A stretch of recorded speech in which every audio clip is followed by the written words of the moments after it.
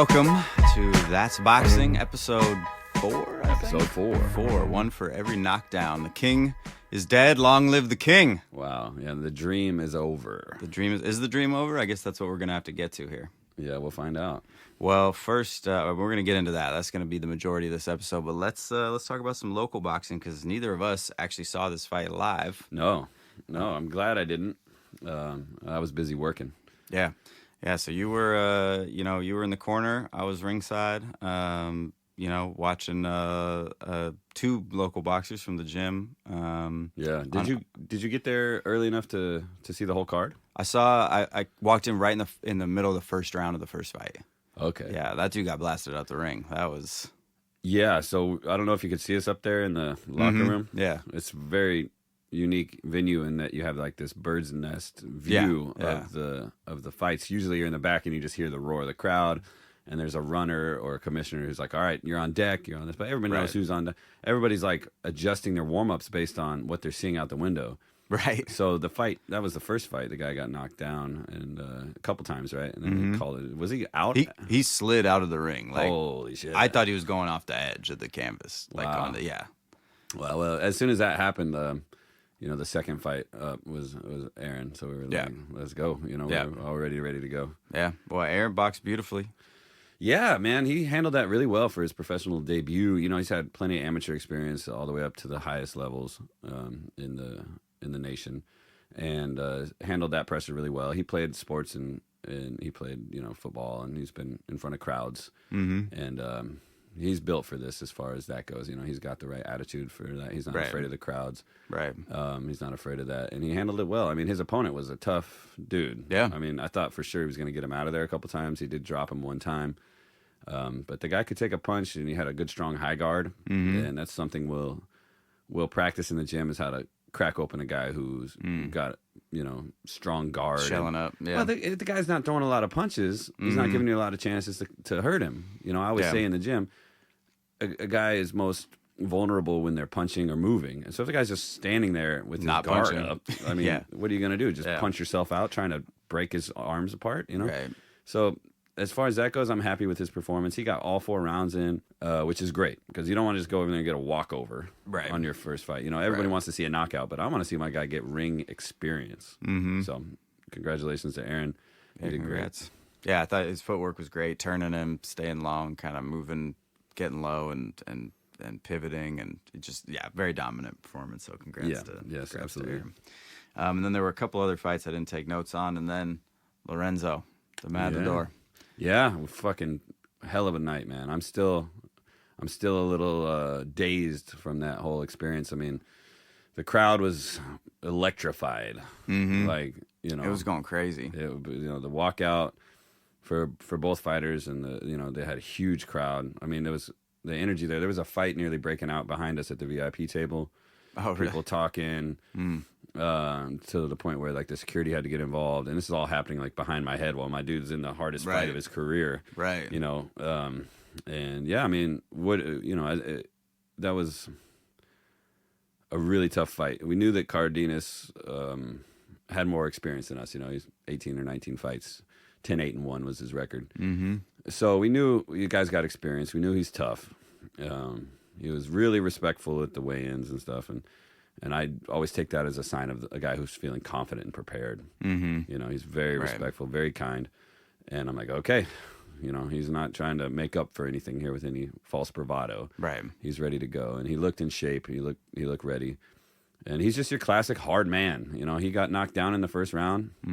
Lorenzo was really looking to get him out of there after that, and then in the second round, Lorenzo got hurt a little bit. Got stung pretty hard. Didn't go down, but he definitely took a good couple clean shots in that round. And what happened, between the crowd and getting buzzed like that, and then looking to hurt the guy, Cardenas was doing some pretty tactical holding and hitting a few times, and I could see Lorenzo getting letting the anger come a little out. Frustrated. Yeah, a little anger coming out, and a little bit of fuck you coming out. And that's clearly was never in the game plan back in the locker room. As to getting angry. Yeah. But it's not uncommon for a hometown fighter to lose in a situation like that, where the pressure is so high and the opponent is so tough, and all the cards are on the table, man. And then it's just like he fought so well that I don't think anybody's going to be talking about the winning and the losing at the end of this. I mean, it was by far the best fight on the card. I mean, it was the most exciting, the most energy. It was a crazy fight. It was crazy to just be that close to it. So yeah, it was an incredible performance on both sides. It just turned into, I think, a bit more of a scrap than it should have been. And that favored, didn't favor Lorenzo. Yeah, well, when you get rocked a little, when you get into a fight like that, I think it's common for us to see boxers kind of revert back to the primal fighting. Yeah. And as a coach, you try to drag your fighter away from that and say, box, be tactical. But that was the loudest crowd I've had to coach in front of. It was deafening. He couldn't hear me at all during the rounds. Yeah. He just couldn't hear me. I lost my voice trying to get him to hear me. But there was no tactical adjustments in the mid-round. Right. And in the minute breaks, we were encouraging him and coaching him to, sticking to the game plans. But, that crowd was just eating us up. So big learning lesson for us as a team. Hats off to Cardenas for getting the win. Yep. But it's about as close as a fight could get. So talking to the commission afterwards, they said that fight was even going into the 6th round. Wow. It was a draw going into the 6th round. It came down to that round. Yeah. Right. So the guys, they both put it on the line. The head of the Oregon State Athletic Commission, well, they're doing the paperwork in the back and checking Lorenzo out. He's like, that reminded me of UFC 300, down to the very last seconds. Yeah. And I'm like, wow, and it's a heartbreaker, dude. I'm not gonna sit here and say I'm okay with a loss. I'm heartbroken. Yeah. I don't like losing, but that's the only way to lose. Mm-hmm. Okay. We didn't get ran over. You put everything into it. No, we didn't get run over. We didn't get embarrassed. We put on a classic, Yeah. And it takes two to make that happen. Marco can have the belt. He can say he won, but he couldn't have done it without us. Yeah. Okay. If he would have got an easy fight, nobody would have cared. Yeah. It's what we did that allowed him to do what he did. He got up off the canvas and won. So all respect to him. Right. But, my kid's all right. He's not damaged, and he'll be back. Yeah, he'll definitely be back. Yeah. Well, that was a crazy fight, and then I got home late from that, and I wanted to fall asleep, but I couldn't. I had to go down and turn on DAZN and run Haney Garcia. You watched the replay as well? Yeah, I didn't get to it till yesterday evening. I kind of had my fill of boxing after Saturday. Spent some time with the family Sunday, but. Yeah, I mean, the last thing I wanted to watch was any boxing, but I definitely did see the spoiler. It's like nobody could believe it, man. What did he do? How did he do it? What did he do? What did he do? My takeaway was, wow, if Ryan Garcia ever learns how to box, he's going to be a dangerous man. Yeah. So I saw all the spoilers, I saw the pictures, I saw the videos, and I thought, wow. And then I saw the reaction online. And I heard people saying things like amazing fight and stuff like this. So when I went to watch the replay, obviously I had the ending in mind. I had the highlights in mind. But I was really unimpressed with the performance that got him that victory. I mean, he's the definition of a puncher's chance. Yeah. He's a walking puncher's chance. I mean, besides the left hooks he landed and a few right hands, everything else he did was hard to watch for me. I was like, what is he doing? Yeah. Which I will say, okay, in context, I agree with you 100%. And I think he fought a much better fight than he has in his last couple, at least, maybe in his career. He appeared to have learned a few things. I mean, especially from Tank, he's got that long probe, the stiff arm where he's kind of measuring him. He appeared to use his length at least partially to his advantage, or to understand that, just basically walking in, throwing 10 left hooks in a row is not the appropriate game plan. Mm-hmm. So it's like, even in the context of, looking like a tremendously flawed and essentially amateur boxer, he still is showing these signs of improvement. Right. And it's almost unfortunate to me that he's, even for as young as he is, that he's as far as in his career as he is, and such a star, where he has to develop under the lights, where he looks like a guy who should be on his 5th fight, right, and get 10 more, 12 more before he's really out there. It's incredible how fundamentally flawed he is for somebody with a lifetime of boxing experience. He gets the job done. He clearly got the job done. You got to say he won. But I'm not going to say it looked good, and I'm not going to be, congratulating him on some great fight. It was a terrible fight. Yeah, I mean, he's very feast or famine, right? So he's got these great moments, crazy knockdown. He looks like he's absolutely going to stop him, or they should stop the fight. And then it just goes back to like 3-4 rounds in a row of being on the back foot, running around with, Haney chasing him down and landing some pretty big shots. And that made the fight really interesting to me. I ran it back, watched it again, and I scored it. And I really pressed myself every round, like, hey, who won that round, right? Sure. And the draw scorecard, I thought was crazy when I first watched it. But if you really score every round, it's probably a draw. It all comes down to the 6th and the 12th rounds. Those are the only two ambiguous rounds. Every other round is either clearly a Haney round or clearly a 10-8, right? Because of the knockdowns. Because of the knockdowns. But it's not enough because you bank enough. I mean, a 10-8 only gets you a round up. And how did the point taken away, how did that affect your scorecard? And so that's kind of what evens it out. That's why it all comes down to the 6th and the 12th. So if you get basically, and I looked at all three judges' scorecards, and one guy split them, and that's how he got a draw. And one guy gave them both to Garcia, and that's how you had the wider card. But it was close to a draw. And I think it's kind of funny. What was it, in the 7th round? He knocked him down, I think 3 times. But the second 2 they ruled not as knockdowns. So that should have been a 10-6. Yeah, those were tricky because he held on just long enough where it was like a delayed thing. Right. I mentioned something in our pre-fight predictions and stuff about tactical holding. Mm-hmm. Haney was doing like survival holding. But if you're like wobbled and you're holding on to somebody and they step back and you fall, that's not a knockdown somehow? I know. And they say if the ropes hold you up, then it's a knockdown, right? So if the man is holding you up, it should be a fucking knockdown too. Yeah. But I agree with the scorecards. I think a draw technically could be fair, but obviously optically, if you're knocking a guy down 3 times over the course of a round, 100%. And it's not we see guys getting up off the canvas to win, like Tyson Fury. Mm-hmm. He's the only one that got knocked down in that first fight with Wilder, but he still got the draw, right? Mm-hmm. In Lorenzo's fight, they both got knocked down, which I thought, really kind of evened things out there. If he wouldn't have got knocked down in that last round, he might have got the fight. I don't know what the judges would have seen as far as that last round scoring goes, but it would have been 1 point closer. And but I think if they would have called it a draw, that place might have torn itself apart. And don't just to clarify, I'm happy Garcia got the win. I think he deserved it. Just kind of pointing out for people that really it wasn't a dominant performance technically as far as boxing goes. Like really, it was a pretty close fight because knocking somebody down, again, it isn't enough. To just win a fight out of pocket. Yeah. You have to be able to finish it. And he couldn't. He didn't really. I mean, you saw in the last round, he's just taunting him and teasing him. And it's like, dude, you're losing this round. This might be the difference in the fight. So for all the things he did well, the knockdowns, he did much more wrong. He didn't listen to his corner. Yeah.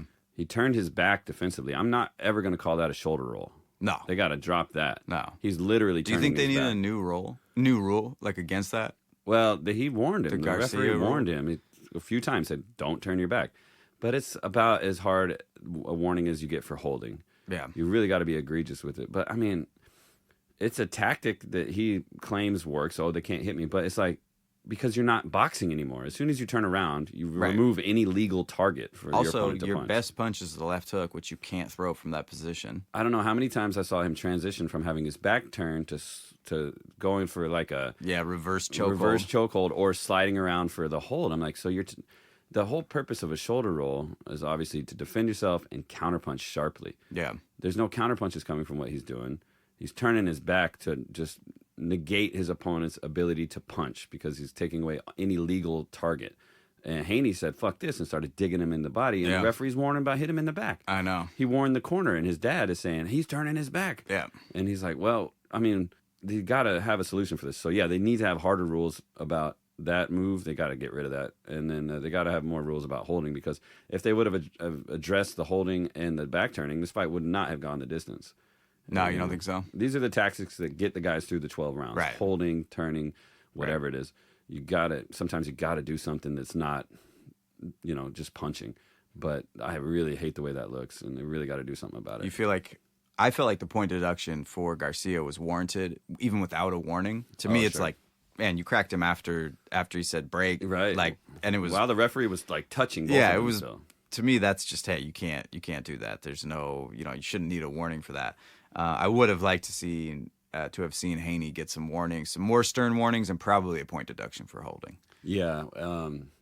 You saw a couple times too, Garcia reared up that right hand again on the break twice, to the point where one time Harvey Dock, the referee, said, don't do it. Yeah, We all see you trying to do it. And see if he would have another point deduction, fight's over. I know. I mean, a lot of people were predicting a disqualification. A lot of people, but the Garcia who came out in that first round, I was like, wow, he's so confident. He's moving forward. And he took a fight right to him. Yeah, and he really made it look like he was beating up on his little brother. But then as the round, he started employing these other tactics, this lateral movement around the outside for 30, 40 seconds. I mean, rounds 2 through 6, he just went to sleep, stayed on the bike, and lost every round. Turning his back, moving around. I was like, what is this? Like, what is the game plan? And you can hear his coaches telling him, use the jab. And he's like trying to get his attention, and he's just not listening to it at all. So do you think that, this is an unfair question, but did Garcia win or did Haney lose? Well, that's a great way to put it. I think Haney lost, man. And Garcia won a lot more than a boxing match. There's a lot of people, myself included, that didn't think that was going to happen, weren't taking him seriously. But I don't think in the long term this is going to, transform him into a world-class boxer. It did not look like a world-class boxing match. It did not look like a WBC title fight, which it wasn't, because homeboy couldn't even make weight. Yeah.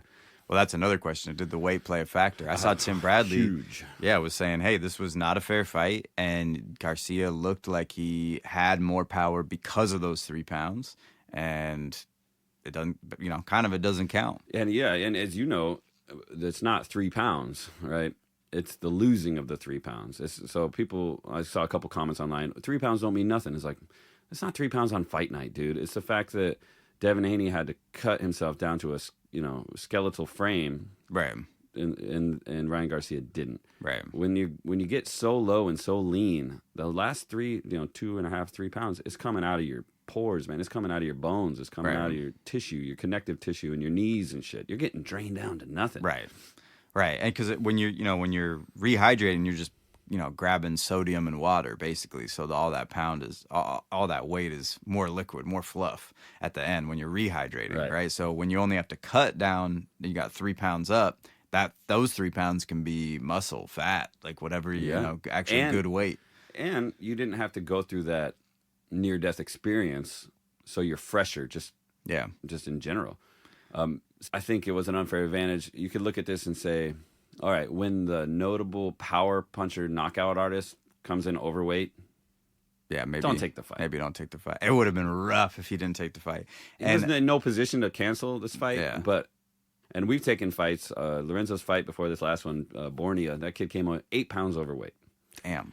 But he wasn't a notable power puncher. He wasn't a knockout artist, and he looked soft as a fucking cupcake. Yeah, you could see it was bad weight. Yeah. So, well, I can definitely understand how those 3 pounds probably did make a difference, but it is hard for me to believe that it would have ultimately been the difference. If you'd given Haney, you only have to be 143. What won the fight? The hooks were all, the knockdowns were all off of hooks. Yeah. So Haney lost because he couldn't keep his right hand in a defensive position. Yeah. And if you look at it, and he's known for this, the great YouTube series Boxing Gyms.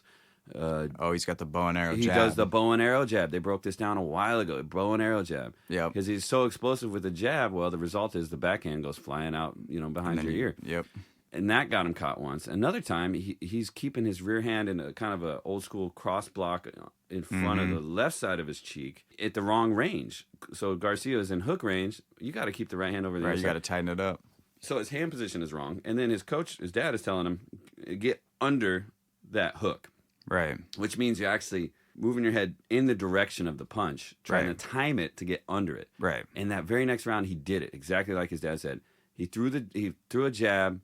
Garcia counters with the hook, and he jabbed and ducked and went up underneath it and got the shoulder up into his chest. Yeah. Beautiful. But he only did it once. One time, yeah. If you get the timing wrong, you're headbutting the hook, man. And that's a great point because that's essentially, Tank gave the blueprint. in many ways, which not everybody's tank. Not everybody's going to just be able to employ that power. But he fought really small because Ryan fights really tall. He stands straight up, his chin straight up in the air, and it's like, all right, go under everything.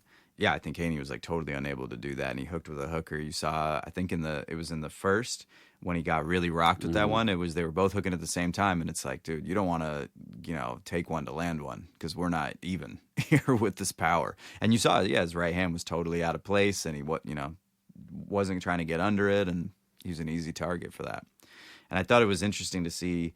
I thought this was going to play out at least similarly to Haney Prograis. Right, because Prograis is a big puncher, right? Shouldn't be underestimated, and he just got completely neutralized. And watching this fight, I was like, dude, does Garcia have like an 8-inch reach advantage over Prograis?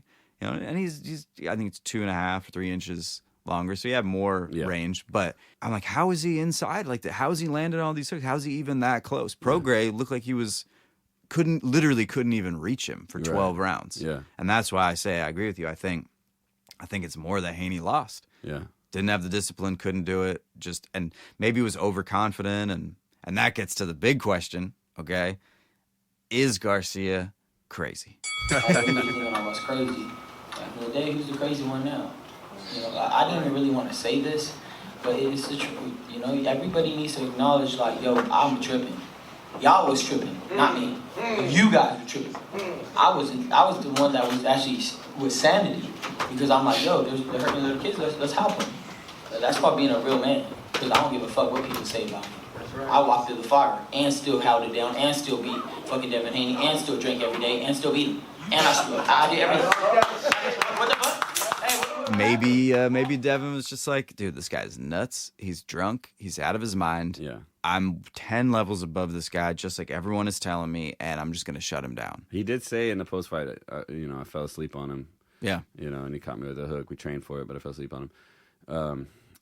I think that a big part of this is, what's hard to see through the TV, is just how fast and explosive Ryan Garcia is. Mm-hmm. I don't think you can really train for that. He's the kind of guy, he's bragging about knocking people out cold in sparring and stuff. I don't see Devin Haney even considering sparring like that. I think his sparring is very technical, very measured, and very organized and respectful. I'm sure he's getting hard rounds, but I think Garcia is just, they're bringing in bodies and he's knocking them down. And he's just super explosive and violent with his boxing. Right. And Haney didn't respect that, right? He didn't, because he has the tools to dismantle that, right? But has he faced a guy like that yet? Lomachenko is not big enough to hurt him. No, like that. And Prograis couldn't get to him like that. But Jorge Linares wobbled him hard in their fight a couple years ago. I mean, he's probably the best. That's one of the hardest fights he's had, and then, so you think the difference between Prograis and Ryan is probably speed? Speed, yeah. And speed is power, right? Force equals mass times acceleration. That kid can accelerate. Yeah. But it's the getting there, right? Like Prograis couldn't even land. It's not like he was landing, but it was ineffective, right? It was like he just couldn't land anything. And I have a hard time thinking, well, Garcia's got way better footwork or something, To me, it's more, it's because Haney wasn't as scared, wasn't as defensively minded. I think what I noticed watching the fight was Garcia was only doing 4 things, and he was doing in the random patterns, and none of them gave Haney any room to work. One thing he was doing, explosively punching.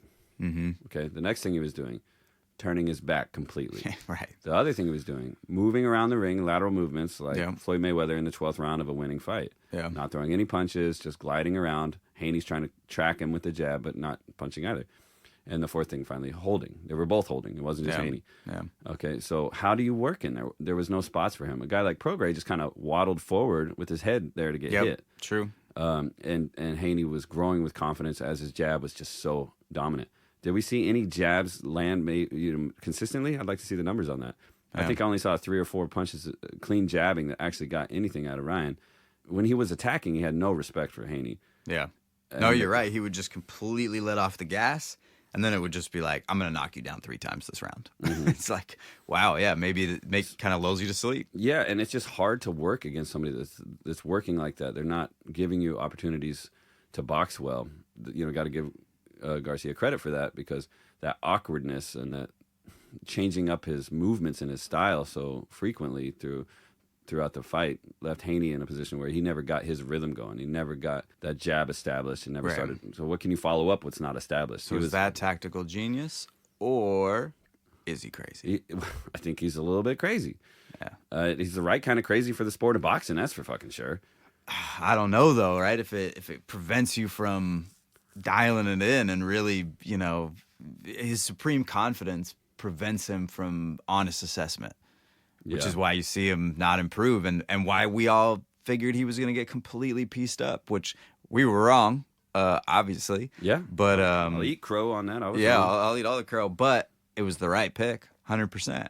Haney should have absolutely broken him down, broken his will, stopped him late, I thought. If he could, maybe he doesn't have the power now, really, watching that. That was rough. But I see a lot of people saying, like, oh, look, like, Garcia won. It was all an act. It wasn't even beer in that bottle when he chugged it at the weigh-in, right? It was apple juice. It was so smart to play with him. And I'm like, guys, just because he won, just because he eked out the win by this other guy not taking him seriously and landing his big, we already knew he could punch. Yeah. That was never the question, Well, I had a statement in the pre-fight breakdown. I was saying my prediction, of course, was Haney to win by majority or unanimous decision with a boxing clinic, and you asked if it was gonna live up to the hype, and I said not for the casuals because they're looking for Instagram reel, TikTok highlights, and they don't know shit about boxing.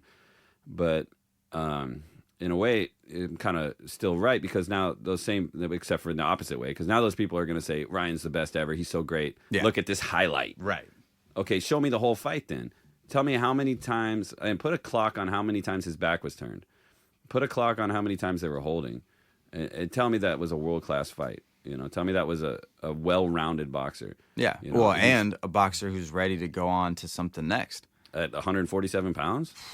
And that's the question. What do you do if you're Ryan? What's not? He said, I physically cannot get down to 140 anymore. So every fight's going to be a catch weight unless he goes to 147. Of course, he's calling out just a comical list. Yeah. He said, I'll fight Bud. He said, I'll fight Boots. No. He said, I'll fight the Towering Inferno. Yeah. Fundora at 154. I'm just waiting for somebody, next time he turns his back, to somebody to suplex him right there in the middle of the ring and be like, all right, dude. Like, what are you doing? What are we doing here? Like, I wish Haney wouldn't have attacked him when he turned his back and just skipped out like, Dimitri Bivol style and just move in and out and, make him look foolish standing there with his back turned. Right. But it's because Haney tried to swarm him that he was able to transition to a hold. Right. That is so ugly, man. Even Derek James, they're asking him, man, awkward timing for the corner interviews, by the way. They had that was so good with Bill. With Bill on the mic.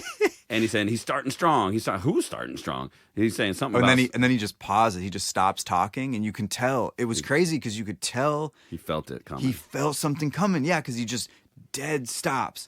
And I'm like, why does he stop talking? Like, there's nothing even really going on. And then it's like 2, 3, 4 full seconds of them kind of in the pocket a little bit, and then boom, Haney's down. Yeah. It's like, wow. Dude, tough time. Reminiscent of when the great podcaster Chris Algieri was a boxer, and he was the great podcaster. That's his legacy. Yeah, he is eating some crow big time this week. But he was fighting Manny Pacquiao. They did the corner interview with his coach, and they said, "How do you think it's going over here, coach?" And he says, I'm about to let him out the cage. I'm about to let Chris out that cage. We've just been holding back, about to let him out the cage. And then in the ring, he's getting his ass knocked down. Yeah. And they're like, oh, shit, you're out the cage now? Well, speaking of Chris Algieri eating crow, let's listen to Ryan Garcia's father post-fight, who had some words. Okay, let's have a listen. But I tell everybody, and they don't listen, they're stupid, okay? My son hits you, you're done. Yeah, man. You're fucking done. But they're stupid, okay? And that's what they get. That's what everybody gets. All the haters, Paul Malignaggi, his stupid dumbass. Fucking Porter, fucking, all those, Algieri, he's a piece of shit, And even Timothy Bradley, they're all piece of shit. What'd you think of that judge that scored it a draw? It's fucked up. Yeah, right? It's fucked up. He was kicking his ass. 4 knockdowns, yeah. Jeez. And draws, get me the fuck out of here. Shout out Chris Algieri and Inside Boxing Live. I'm positive Garcia Sr. there just completely forgot to mention the That's Boxing podcast. Yeah, we definitely weren't picking his kid to win either, so I want to hear all that smoke on us. What you got? Yeah. Pro coach Henry, what you got? Yeah. I think still the right pick. Based on the breakdown, that's. I think you gotta, you can't Monday morning quarterback, right? I think you gotta ride it, and it's like, hey, that was the right pick. It doesn't mean the right pick is always the one that wins. That comes true, but. And, they're acting like the kid didn't deserve some criticism. I mean, this has been the most like People magazine fucking bullshit like build up to a fight I've seen. Yeah. If I can ever remember. It's so much personal bullshit and less like boxing bullshit or even like vintage like Mayweather shit talking and stuff. Like what this was just bizarre, man. So of course we're gonna Roy Jones Jr. said something that I echoed the same sentiment. After he chugged a beer on the stage and all that stuff, he said, man, if I was his coach, I would have walked off the stage, Derek James, the only reason Derek James isn't looking foolish now is because his guy pulled off the upset. Yeah. But if he would have lost like he expected, that dude, where are you going to go, man? Yeah. What are you going to do now? You're looking foolish. But now, guy got the win now so they can say, we were right. I'm like, fuck, man, that's boxing though, It's a heartbreaker. If Shakur and Garcia fought, that was the next fight at, let's say, 143 catch weight, would you be inclined to take the same prediction that you just took in this fight? Because it's very similar in terms of defensive, highly skilled against the big puncher. I mean, it's definitely, my opinions have changed, and it's a lot based on the size of the guy. I don't think Shakur is big enough to be in there. I mean, he's not going to do a 143-pound catchweight fight. Yeah, he wants it. He's calling him out. He said, hey, they had an agreement before the fight. That if he gave him his respect, if he won, if Shakur gave Garcia his respect, that Garcia would give him a shot. Shot at what? I don't know. He didn't get a title, but I know they got to just start making belts up like they do in the UFC, like the BMF belt and stuff. Yeah, that was the BMF fight or whatever. Like, it was nice to hear his dad be so passionate there. It's funny as hell to hear him call him Paula. Yeah, yeah. Chris Algieri. I like Chris. I sent him a message one time, just a shot in the dark on Instagram about cutting weight because he's the fighting collegiate. He's a nutrition specialist, right? And he's worked camps with pro fighters and of course took care of himself when he was a fighter. He even wrote a book. So at the time he was promoting his book, so it was on my mind. And I had a fighter, an amateur, and I just asked him a question about weight cutting, and he actually responded to me with like, wow, a personal message. Nice guy. I said, wow, this is a nice enough guy. So. He's our competition now. So shout out, Chris. We'll see you at the podcast awards. Yeah, where we're gonna win. We're gonna win. All right, so kind of talked about Garcia. Big question mark as to what's next. I mean, who knows? I don't know, He's going to go to some weight class somewhere and do something where we don't know whether he'll be dominant or get destroyed again. And the show goes on. The craziness rolls on. I hope that he can calm down with the antics, or at least the world won't repost it so damn much. Because I'm just tired of opening my phone and seeing the kid's face right now. Dude, yeah, I might be a hater, dude. I'm sorry. I might be a 100% hater on this. I feel you. I want more respect in boxing. I want more traditional class and less of this bullshit. But well, hey, he won the fight, so hats off to him. Well, Haney definitely showed class. I felt in loss. He gave credit where it was due and just said, we'll figure out what's next. So that's the question. Did he get exposed? Is he not as good as we thought he was? I mean, he's still the champ. What does he do next? Well, that's the thing with this sport. It's so easy to just judge a guy based on one tough night. But I believe he'll move forward just fine. I think he'll come back stronger and better, and smarter. He didn't lose the title, and in an unprecedented move, they're not going to strip him of the title. Right. So his next fight will be a title fight. Mm-hmm. I don't think it's going to be a rematch with No. Garcia. The Garcia circus train rolls on down the road. Yeah. And what happens next for Haney? A title defense at 140 pounds, and you bet your ass they're not going to let the guy come in overweight. Maybe Pitbull? I think that'd be a better fight for him for sure. Yeah. I think he wins that fight. Yeah, or at least the old Haney has a shot. Yeah, that's the thing about losing in the sport. You're going to come back better or worse. Right. Are you going to learn? Are you going to improve? Are you going to want it more? Are you going to want to get back in there and prove to the world that you are truly a champion? Mm-hmm. Yeah, or are you going to be slightly broken? Yeah. He just needs to get another oil painting of himself, and then he'll be back. You think he's going to get one of Garcia standing over him? I think he should get one of his fit, man. Those little boxing Uggs he was wearing. Dude, he's getting clowned for that. That was interesting. Poor choice. Yeah, interesting decision. Yeah. Well, it was a big weekend of boxing, and I don't think we need to break down anything, but let's look ahead to May, because May is freaking International Boxing Month. incredible slate of fights. Wow, yeah, pretty much. I don't know, 3 or 4 out of the top 5 pound-for-pound boxers are going to be in the ring over the next month. Yeah, Alvarez, Munguia, Inoue, Neri, Tapales is fighting. Just scrolling. Lomachenko, Kambosos, then Fury, Usyk, Navarrete, Taylor, Catterall. Oh, yeah. Fight after fight. And then June 1st, Beterbiev, Bivol. I'm really looking forward to that one. That's going to be the fight of the year. So and then Davis Martin. Wow. Just back to back to back to back. Fight, fight, all through the summer. Wow. Stay locked in. That's Boxing Podcast. That's boxing. We'll see you there.